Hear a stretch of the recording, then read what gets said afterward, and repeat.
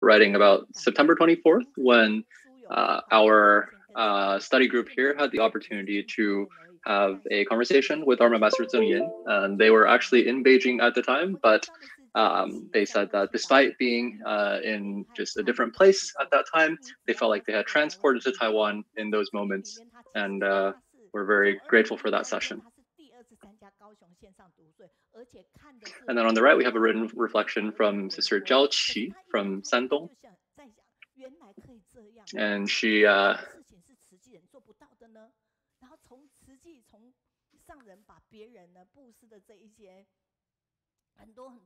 so oftentimes in our sessions, you'll hear us say that you don't need to be very, very skilled to begin doing something, but you need to begin doing something to become more and more skilled. And I believe she had watched a recap of Shiji's activities in disaster relief with one of the major disasters in somewhat recent history, and expressing that she felt very amazed by just everything that Shiji volunteers had done. I was fascinated that these things were even possible.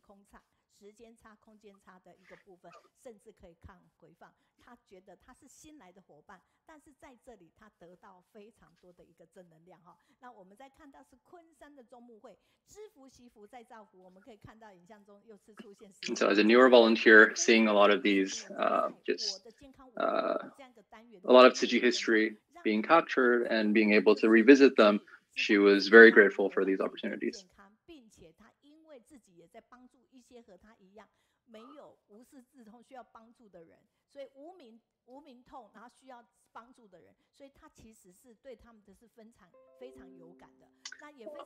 And then another reflection here on the left from Sister Zong, I believe, Sister Zong from Kunshan in China, sharing about how Sister Janet and Brother Victor last month had a session about taking care and taking charge of our own health.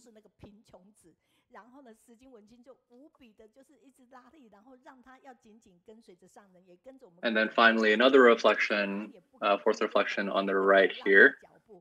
My screen is a little bit fuzzy, so I can't actually see the name and the location very well. But again, thanking Sister Janet and Brother Victor for their accompaniment all this time.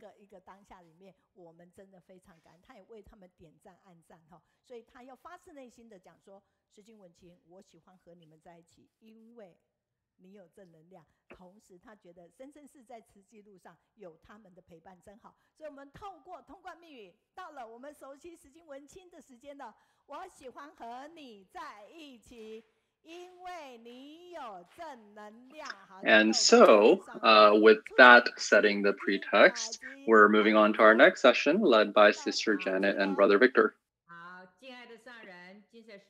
So let's welcome them. So we're heading over to Beijing. Dharma Master Zheng Yin, Dharma Masters at the abode, and everyone around the world. Hello to everyone. I'm Janet. I am Victor.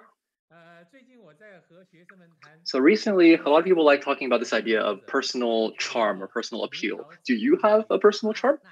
I feel like I do. Recently, I've been discussing with students how to become a good leader. And so we talked about the appeal or the charm of leaders. So let's take a look at these two illustrations on the slide right here.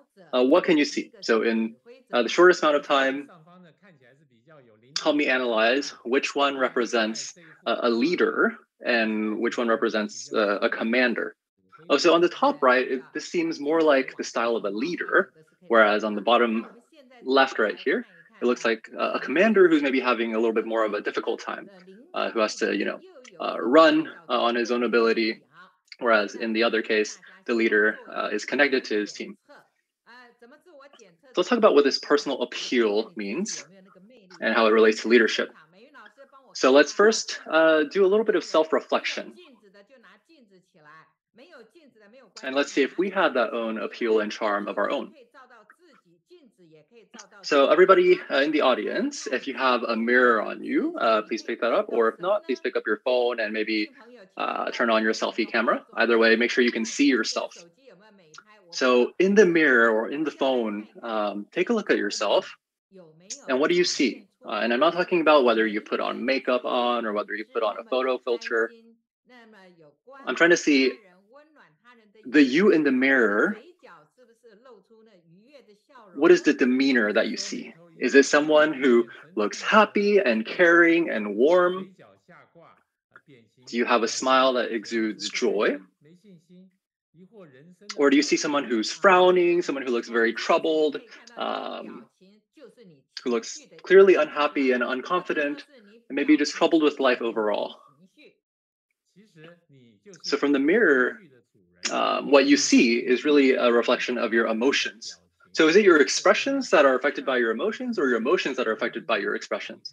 So, actually, we are owners of our emotions, and our emotions will affect our expressions. So people say that our demeanor arises from our mind. So you see a lot of people, and of course, a lot of different demeanors, and there are all sorts of emotions on a large spectrum. So if you see someone like this on the screen who's always frowning, who always looks angry, is that someone you want to be close to or approach?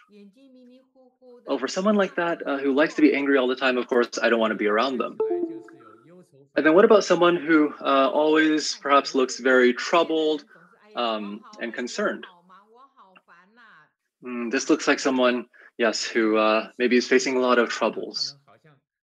And then there are others who maybe always look very tired and lifeless and maybe just annoyed with a lot of things.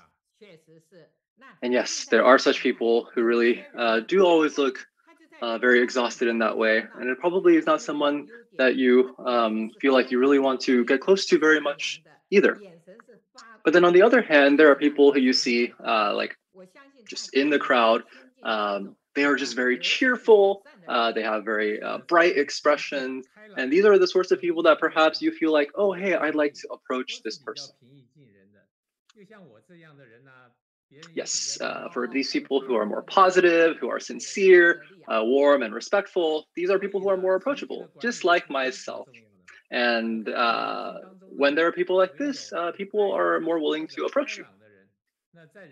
So it's very important to tend to our emotions so we can better understand and manage them. So we see, again, all sorts of different emotions. When you see the people who are more cheerful and positive, you're more able to approach them.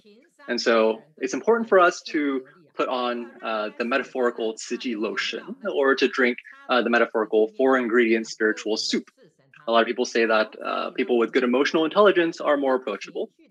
And so the secret to become more likable and approachable are those two things we mentioned, the Ciji lotion and the four ingredient spiritual soup. And so we can understand that it really is important to be able to understand and manage our emotions. And that will determine our ability to interact with others. And ultimately, that will determine our relationships with other people. Yes, to be able to manage our own emotions, the first thing is to be able to have the ability to be self-aware and to self-reflect, and to not walk amongst or to interact with other people when you're experiencing a lot of negative emotions, and to bring those negative emotions to others. And so one thing you can think about is, and what we recommend is to trying to always to keep your heart in these three different states. One is to have a warm heart. The second is to have a caring heart, and another is to have a loving heart. To be someone who's always sincere and to always want to help and care for others. And in this way, you can maintain positive relationships, and your relationships will therefore be able to keep what we're calling a good temperature. And your emotions will also affect your ability to express yourself and communicate with others. So let's take a look at your mirror again. You can see your eyes and your mouth. And many times your eyes and your mouth will express what you're feeling inside. Oh, so what you mean is that perhaps your eyes and your mouth may contribute to our ability to communicate with others. For example, when you're smiling and when your eyes look like they're bright and happy as well, that really affects the communication.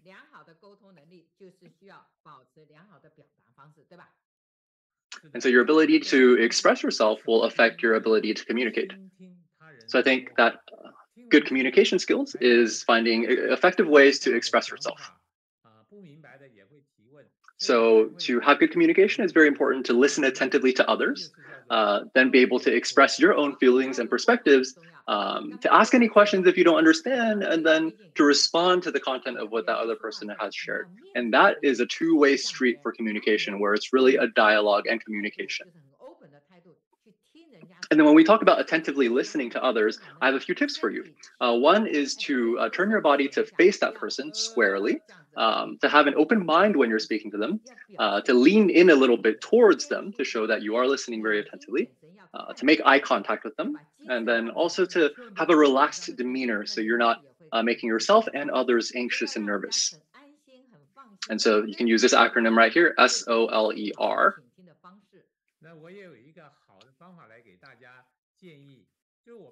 And in doing this, you can really promote positive and two-sided communication. I also have a recommendation for everyone. We can also use what we consider the five W's and one H, or who, what, when, where, why, and how. And that way we can complete or communicate a complete thought and effectively communicate what it is that we're trying to communicate. Yes, in our communications, we need to have complete thoughts and sentences, not just fragmented thoughts, so that we don't have just misunderstandings between folks. So to communicate effectively is to really understand one another's needs and feelings, and so that it's not one-sided and really just one person trying to impose your thoughts on others. And the content of your conversations should be grounded in reality. It should be complete. It should be timely. The two parties should be aligned, and they should have a shared goal or purpose in that conversation. And that's true communication. That is, again, a two-sided street and not just one person trying to push their ideas on others. And really, the essence of communication is for the two parties to be able to mutually respect each other and cooperate. And the master of communication that I respect the most is Brother Wenqing. Yes, he really is very effective in communication. So here we can see the relationship between communication and your ability to have your social interaction skills. And with good communication skills and good social interaction skills, you will naturally have good relationships with others and therefore the ability to influence others. And one key component of this is always carrying a smile on your face. Of course, your tone and the volume of your voice will also set the tone for that sort of conversation. And of course, don't think that just raising your voice will give you more power in the conversation. We also want to have positive directions in our discussions. We want to be respectful throughout the conversation. And one very strong example of someone who's just like this is Sister Mei Yun, who we all know just has such good relationships with others, and I'm sure has great influence on others as well. And then the second aspect of this is also just to have aspirations for ourselves as well. An aspiration for ourselves to become positive people, because with positive emotions, we have positive energy, which allows us to have positive communication skills and become more approachable. Therefore, this allows our social interactions to become better and better, and that becomes allows us to become someone with influence upon others. So if we want to be able to influence others positively, then let's develop our own positive emotions and energy. And these are the sorts of people who are not self-deprecating, who are thinking bad things about themselves. And they're also people who are not inflating their own egos, right? These are people who are amiable, they're not people who are disagreeable or nitpicky or perhaps have angry temperaments. We want to be the other side of that, which is really just those of positivity with positive energy. For example, the CEO of Ciji, Brother Yan Bowen, he is someone who is very approachable and therefore I'm sure someone who has a lot of influence as a leader. So if you are someone with that personal charm and that ability to influence others, that is what translates to true leadership.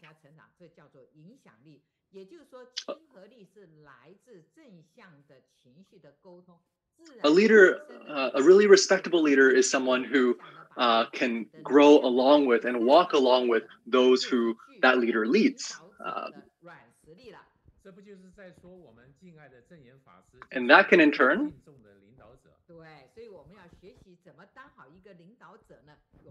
or rather, that in turn is connected to the communication and the social interactions we talked about. And of course, that sort of leader that we have the utmost respect for, of course, is our Dharma Master Zengyin. And so we always want to try to learn from our Dharma Master Zengyin. So yes, again, to remind everyone, we want to have that sort of positive emotions to give ourselves the ability to communicate more effectively, allow ourselves to become more approachable, which therefore gives us the ability to have better social interactions with others, have influence upon others, and therefore to become a leader with influence.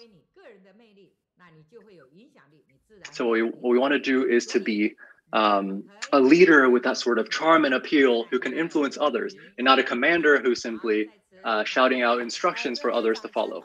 So we as people, we don't have to have power, but we should have influence. Thank you again. 因为人可以没有权利，但要有影响力。对我来讲，就是20几岁写下来的座右铭。So when I first heard about this topic from Sister Janet and Brother Victor, it was something that I really felt like I related to. Back in my 20s, I had written down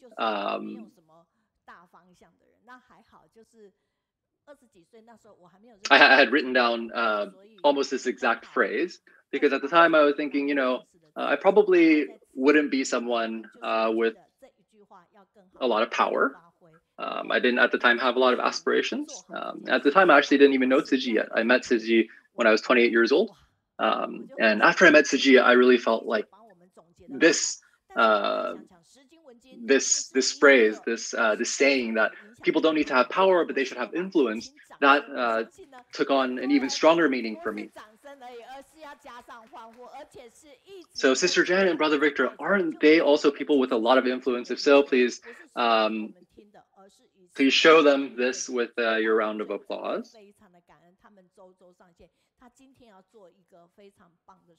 Everything that they're saying, it's not just something for us to hear, but it's really very aligned with Siji's principles and values.